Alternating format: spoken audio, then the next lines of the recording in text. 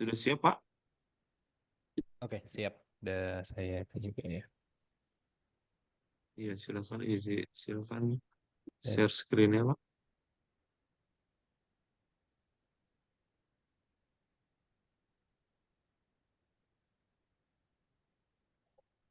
ya, sudah Oke, terlihat. Oke.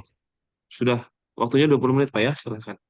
Oke, baik. Terima kasih. Assalamualaikum warahmatullahi wabarakatuh. Salam. Oke, Alhamdulillah hari ini saya diberi kesempatan untuk ngajar lagi. Hari ini kita belajar mengenai jurnal umum. Sebelum kita ke jurnal umum, eh, saya ajak teman-teman semua untuk pusing-pusing dulu melihat berbagai macam catatan transaksi di sini. Ini catatan transaksi tahun 2018, insya Allah nggak ada masalah karena sudah lewat masa retensinya. Sini dari Bank BCA dan segala macamnya bisa teman-teman lihat semua ya. Oke, dari banyaknya transaksi yang ada sekarang, yang saya tampilkan sekarang, ini dihasilkan dari sebuah proses. Nah, pertemuan sebelumnya kita belajar mengenai apa sih artinya akuntansi gitu ya. Nah, di sini adalah siklus akuntansi, di mana kalau kemarin kita belajar katanya akuntansi adalah sebuah proses dimulai dari transaksi sampai menghasilkan laporan keuangan seperti itu ya. Apa yang saya tunjukkan tadi adalah bentuk dari buku besar seperti itu. Eh, Prof. Darwan, mohon maaf. Prof, kira-kira buku besar bahasa Inggrisnya apa, Prof? Ya, Buku besar bahasa Inggrisnya apa, Prof? ya kurang tahu saya. Jadi, Big book. iya, ada yang bilang kayak gitu, Prof. Big book gitu Ya, kan. Terus ada yang gitu. Nah, kalau buku besarnya jatuh, apa artinya? Ged- ya. Gedebuk, ada yang bilang kayak gitu, Prof. Tapi tidak. Dalam istilah akuntansi, buku besar dibilangnya adalah ledger atau general ledger. Nah, itulah yang saya tunjukkan tadi. Yang saya tunjukkan tadi adalah general ledger. Nah, itu adalah produk dari jurnal yang akan kita pelajari sekarang. Di sini kita coba pengertian jurnal. Jurnal umum atau jurnal transaksi adalah catatan sistematis dan kronologis yang dimiliki sebuah perusahaan atas transaksi yang telah dilakukan. Jadi, kalau kita lihat tadi, meskipun banyak sekali transaksi, tapi tercatat secara sistematis. Dan juga ada tanggal tadi di sebelah kiri, kronologinya jelas. Dan itu jurnal umum. Dan menjurnal, apakah itu menjurnal? Jadi menjurnal adalah aktivitas. Sebuah aktivitas meringkas dan mencatat transaksi perusahaan berdasarkan dokumen dasar secara kronologis beserta penjelasan yang diperlukan dalam buku jurnal. Tadi di sebelah kanannya ada keterangannya. Nah, di situ adalah eh, transaksi-transaksi yang dilakukan. Nah, jurnal berfungsi mencatat dan meringkas setiap transaksi yang dilakukan perusahaan. Sedangkan akun buku besar berfungsi mencatat transaksi perusahaan menurut jenis transaksinya. Nah, itu. Jadi pengertiannya panjang, tapi kita coba masuk ke penerapan. Nah, jurnal secara umum isinya seperti ini. Ada tanggal, ingat tadi kita harus menyusun jurnal secara kronologis mulai dari tanggal yang awal sampai tanggal yang paling akhir dalam satu periode tertentu. Keterangan di sini dijelaskan ini untuk transaksi apa. Lalu ada reference number, nomor referensinya, lalu ada jumlahnya, ada debit, ada kredit. Nah, mungkin teman-teman semua baru pada ingat nih, oh iya akuntansi, nggak jauh dari yang namanya debit kredit. Apa sih itu debit kredit? Nanti kita belajar di setelah ini. Buku jurnal adalah media yang digunakan untuk mencatat transaksi perusahaan secara ringkas. Ingat harus ringkas, permanen dan lengkap. Itu tantangan. Disajikan ringkas tapi harus lengkap juga. Serta disusun secara kronologis untuk referensi di masa mendatang. Jadi gunanya jurnal ini untuk mencatat. Mencatat untuk apa? Untuk bisa kita buka lagi di masa mendatang. Itu pun yang dilakukan oleh para pemeriksa, auditor. Apa yang mereka lihat transaksinya. Berdasar apa transaksinya mereka lihat? Berdasar jurnal yang dibuat seperti itu. Ini ada beberapa hal yang penting dilakukan dalam membuat jurnal. Yang pertama, nama akun yang digunakan. Oke, nama akun ini harus konsisten. Jangan berubah. Jika ada transaksi baru yang belum ada nama akunnya, ditambahkan. Jangan dipaksakan seperti itu. Lalu nilai rupiah transaksi. Kenapa saya sebut ini nilai rupiah, Pak? Gimana kalau seandainya kita menjurnalnya di luar negeri, misal kita bekerja di perusahaan asing, silakan sesuaikan dengan mata uangnya. Tapi menurut PSAK, standar akuntansi keuangan yang ada di Indonesia, semua catatan dan transaksi keuangan harus dicatat dalam mata uang rupiah. Tanggal transaksi pasti tentu harus ada. Kalau nggak ada, nggak bisa kronologis. Tadi kan ada kronologis yang dibilang. Lalu ada deskripsi singkat transaksi dan kode akun. Nah, kita bisa lihat debit kredit, tapi kita nggak tahu ini transaksi apa. Harus ada deskripsi singkat. Maka dari itu, tadi kalau kita lihat keluaran buku besar dari jurnal-jurnal yang sudah dibuat, di sebelah kanannya ada keterangan. Disitulah deskripsi singkat berada. Oke, kita ke pedoman menjurnal. Aset ini bisa dibilang saldo normal, ada yang bilang itu saldo normal. Aset, kalau bertambah masuk debit, di sini sisi kanan itu debit, sisi kredit itu ada di sebelah kiri. Kalau tambah masuk debit, kalau kurang masuk kredit. Untuk semua akun yang termasuk dalam kelompok akun aset, jika akun tersebut bertambah nilainya, maka dimasukkan di sisi debit. Jika berkurang nilainya, dimasukkan ke sisi kredit. Seperti itu. Oke, Mbak Wahya, ada Mbak Wahya? Ah, gimana Mbak, Pak? mau tanya, kalau ke kampus naik apa, Mbak? Mobil, Ke kampus naik mobil. ya Pak. Menurut Mbak Wahya, apakah mobil itu merupakan aset Mbak Wahya? Iya, Oke, itu aset Mbak Wahya. Selain itu, Mbak Wahya punya apa lagi yang bisa dikategorikan sebagai aset?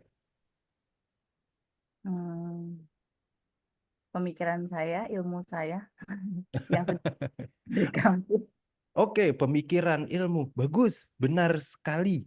Itu juga termasuk aset ya, karena bisa digunakan buat nyari uang gitu ya.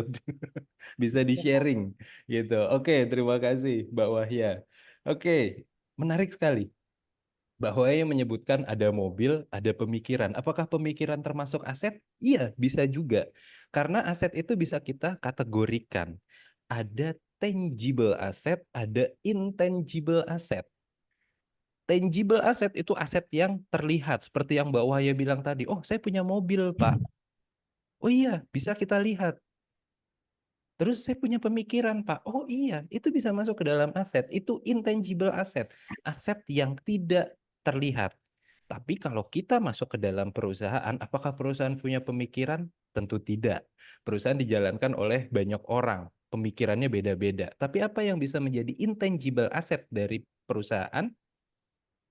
Kira-kira apa? Mbak Wahya ada kepikiran? Aset yang nggak kelihatan dari perusahaan. Brandnya itu sendiri. Betul sekali. Wah, ini jago nih. Pindah ke akuntansi aja, Mbak ya. Ya betul, brand itu punya nilai. Ada yang bilang goodwill, nama baik, tapi yang pasti brand itu punya nilai. Terima kasih, Mbak Wahya. Oke, selanjutnya kita masuk ke liabilitas. Liabilitas isinya apa? Utang. Kewajiban harus dibayar. Misal tadi Mbak Wahya, misal aja ya, saya nggak tahu, mohon maaf. Misal tadi punya mobil, mobilnya ternyata belinya kredit, tidak cash. Ya, berarti Mbak Wahya punya utang juga selain punya mobil tadi. Mobil tadi didapatkan dari hutang. Berarti mobil punya, utang punya. Maka dari itu, kalau utangnya bertambah, masuknya malah di sisi kredit. untuk melawan aset yang kalau bertambah masuknya di sisi debit. Jadi saling berpasangan akhirnya. Jadi beli mobil pakai utang. Jadi debitnya mobil, kreditnya utang. Begitu. Saat utangnya lunas, oke, utangnya berarti berkurang. Kalau utangnya berkurang, masuk ke debit. Sebaliknya dari aset tadi. Selanjutnya begitupun ekuitas. Ekuitas itu adalah modal, nama lainnya modal. Kalau bertambah, masuk ke kredit. Kalau berkurang, justru masuk ke debit. Nanti ada contoh kasusnya untuk ini. Pendapatan. Kita harus mencatat pendapatan. Kalau nggak mencatat pendapatan, kita bingung uang kita dari mana. Mungkin dibilangnya dari tuyul seperti itu. Nah, di akuntansi semua jelas, pendapatan dicatat. Kalau pendapatannya bertambah, masuk ke kredit. Kalau pendapatannya berkurang, masuk ke debit. Beban sebaliknya. Kalau bebannya bertambah, biaya-biaya yang harus dibayarkan itu maksudnya beban. Karena banyak yang perempuan di sini kalau soal beban, berat, kayak gitu kan agak dikiranya body shaming gitu ya. Beban yang dimaksud di sini adalah kewajiban yang harus dibayarkan, biaya listrik, biaya telepon, biaya air. Nah, itu masuknya ke debit kalau bayar, kalau berkurang masuk ke kredit. Begitupun dengan dividen. Nah, jadi langkah-langkahnya banyak sekali di sini. Ada dari nomor 1 sampai nomor 7. Tulislah tanggal transaksi, tentukanlah akun-akun seperti itu. Tulis nama akun di bawah itu, terus ada nama akun dan keterangan. Keterangan harus ditulis. Tulislah nilai rupiahnya, jangan lupa. Terus pastikanlah bahwa jumlah rupiah yang ditulis di kolom debit dan di kolom kredit sama, artinya harus balance. Dan di bawah akun-akun yang didebit dan dikredit, tulislah deskripsi singkat dari transaksi-transaksi tersebut dengan mencantumkannya dalam tanda kurung. Kalau ada keterangan, tulis saja dah dalam tanda kurung. Oke, kita masuk ke contoh soal. Yuk kita bawa ke contoh soal. Ibu Sheila. Ada Ibu Sheila mendirikan usaha laundry dengan nama Kinclong Laundry. Adapun transaksi selama bulan Januari, kita pakai sebulan aja, adalah sebagai berikut. Tanggal 2 Januari 2002X, 2024 kita anggap seperti itu ya, Ibu Sheila menyetorkan uang dalam usahanya sebesar 23 juta. Seperti itu. Oke. Oke, saya kembali lagi ke Prof. Darwan. Punya usaha, Prof, di luar ngajar, Prof? Ada bisnis lain, Prof, di luar ngajar? Oh, enggak. Oke, alhamdulillah Enggak belum suka punya. usaha itu. Nah, alhamdulillah belum punya. Siapa tahu mau punya, ini saya ajari dari awal. Ini baru buka usaha nih ceritanya nih, Prof. Biarlah orang yang dagang. Iya. Nah, di sini Ibu Sheila nyetor dulu uang karena laundrynya belum punya uang. Setoran pertama Ibu Sheila bisa kita anggap sebagai modal. Ingat tadi di awal, kalau modal bertambah, masuknya ke kredit. Modalnya untuk apa nih? Karena tadi 23 juta itu bentuknya adalah cash, tunai. Nah, uang kas, tadi Bu Wahya bilangnya, Mbak Wahya bilangnya kalau mobil adalah aset. Ada lagi yang kita bawa tiap hari, kas, uang, saldo di rekening, itu juga masuk ke dalam aset. Gitu. Nah, maka dari itu, aset dari laundry tadi bertambah sebanyak 23 juta. Asetnya berupa apa? Berupa kas. Gitu. Loh, Pak, gimana kalau seandainya 23 jutanya ditransfer? Ada yang nanya seperti itu. Ya sudah, kasnya bisa kita ganti atau bank. Saldo bank Kinclong Laundry tadi akan bertambah 23 juta. Berasal dari mana? Berasal dari modal yang disetor. Nah, jadi meskipun hanya 2 baris seperti ini, Kalau teman-teman bisa membaca jurnal, itu catatan bisa berbicara. Bicaranya seperti apa? Seperti ini. Tanggal 2 Januari, oh ada setoran nih berupa modal. Modalnya untuk apa? Oh, untuk uang kas. 23 juta. Oke, yuk kita lanjut. Tanggal 5 Januari, Ibu Sheila menyewa gedung untuk tempat usaha selama 1 tahun sebesar 12 juta. Bayar sewa gedung tempat usaha selama 1 tahun. Oke, coba dipikir dulu. 23 jutanya, 23 juta tadi kan udah tersimpan di kas. Sekarang kita harus bayar 12 juta. Gimana tuh? Kalau tadi kasnya bertambah masuk ke debit, sekarang kasnya berkurang karena untuk bayar 12 juta.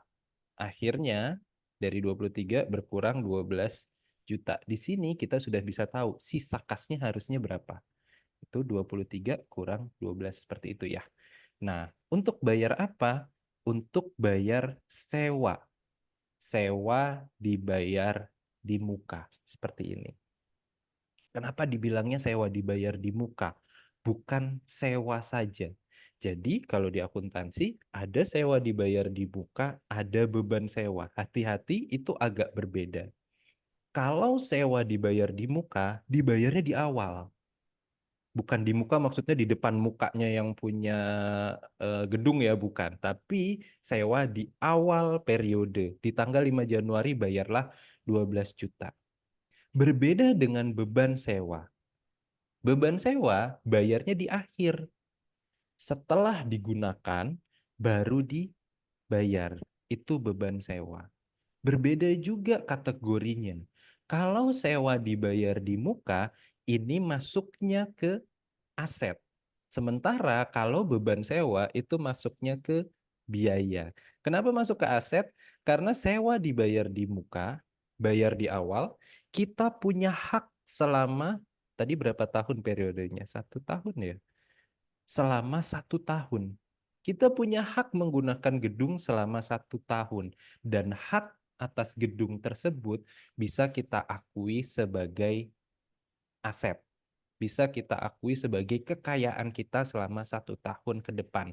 Maka dari itu, asetnya bertambah masuk ke debit 12 juta, berbarengan dengan asetnya keluar juga.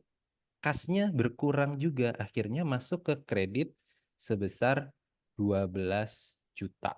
Seperti itu.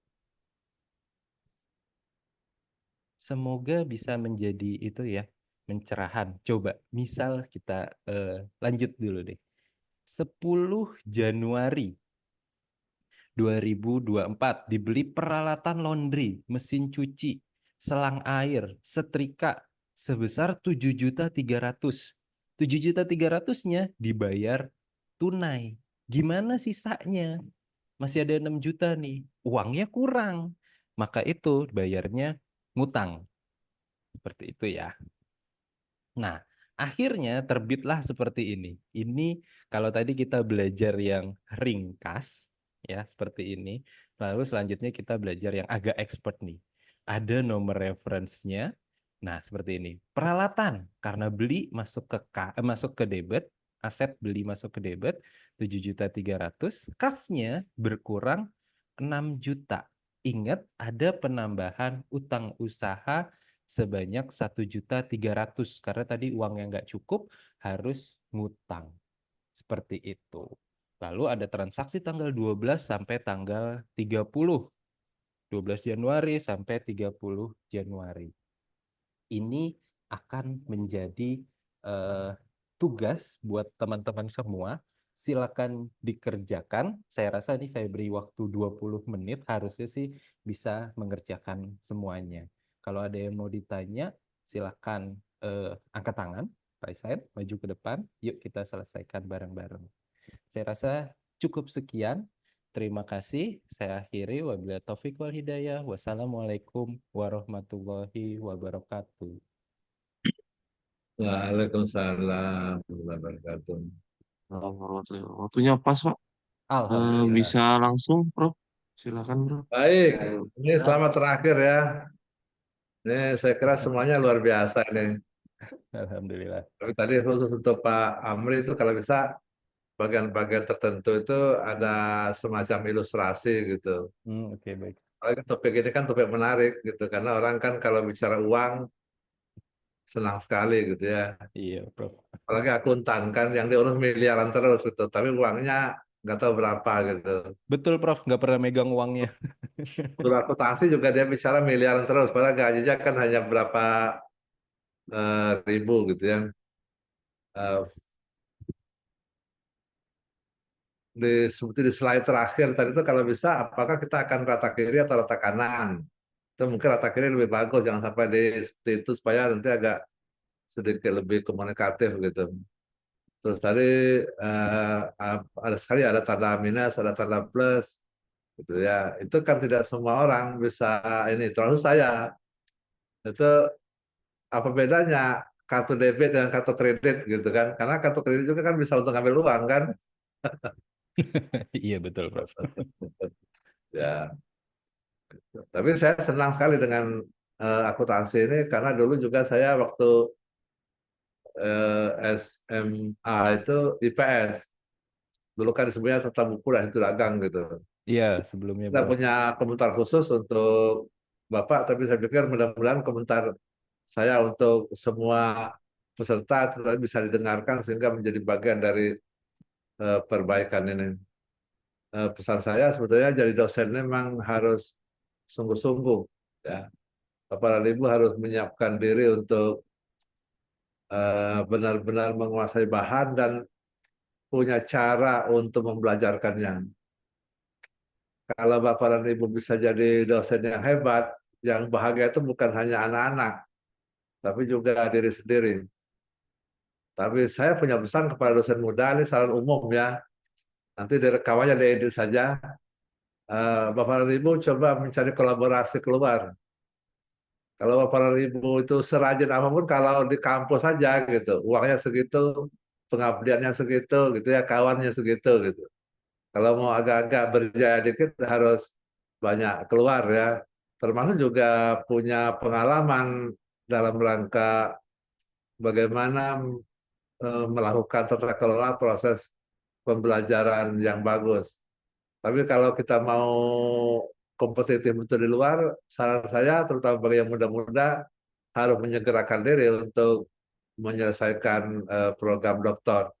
Kalau saya dulu tidak hanya program doktor, profesor pun saya kejar gitu. Saya tidak mikirkan apa-apa dulu. Setelah doktor itu yang saya kejar itu profesor itu, karena dengan profesor itu saya bisa kemana-mana, dan buktinya dulu setelah saya profesor saya bisa kemana-mana. Oke, sukses untuk semua. Terima kasih Pak Haris ya telah memandu dengan bagus, dan selamat untuk peserta pekerti kali ini. Semoga terus bisa berkarir menjadi dosen yang baik di masa depan. Assalamualaikum warahmatullahi wabarakatuh. Waalaikumsalam warahmatullahi wabarakatuh. Terima kasih, Prof. Waalaikumsalam warahmatullahi wabarakatuh. Terima kasih, Prof. Sudarwan.